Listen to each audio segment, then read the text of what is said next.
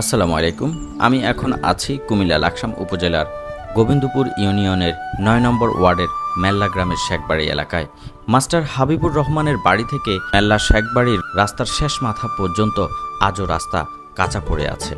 বিগত সরকারের আমলে এই রাস্তার কাজ শুরু হলেও পারিবারিক জমি নিয়ে বিরোধ এবং মামলার কারণে কাজ বন্ধ হয়ে যায়। দীর্ঘদিন পেরিয়ে গেলেও আজও সেই সমস্যার সমাধান হয়নি। এখন রাস্তার বিভিন্ন জায়গায় বড় বড় গর্ত, সামান্য বৃষ্টি হলে পানি আর কাদায় চলাচল প্রায় অসম্ভব হয়ে পড়ে। প্রতিদিন এই রাস্তা দিয়ে স্কুল কলেজের শিক্ষার্থী, কৃষক, কর্মজীবী মানুষসহ শত শত মানুষ চরম দুর্ভোগের শিকার হচ্ছে। বর্তমান সরকারের স্থানীয় প্রতিনিধিরা ইতিমধ্যে রাস্তাটি পরিদর্শন করেছেন।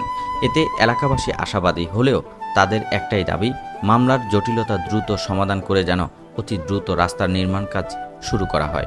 একটি রাস্তা শুধু চলাচলের পথ নয়, এটি একটি এলাকার উন্নয়নের প্রতীক। তাই মেল্লা গ্রামের মানুষের দীর্ঘদিনের এই কষ্টের অবসান হোক, এটাই সবার প্রত্যাশা। আপনিও যদি এই দাবির সঙ্গে একমত হন তাহলে ভিডিওটি শেয়ার করুন। মানুষের কণ্ঠস্বর যত ছড়িয়ে পড়বে, সমাধানের পথও তত সহজ হবে। ধন্যবাদ সবাইকে।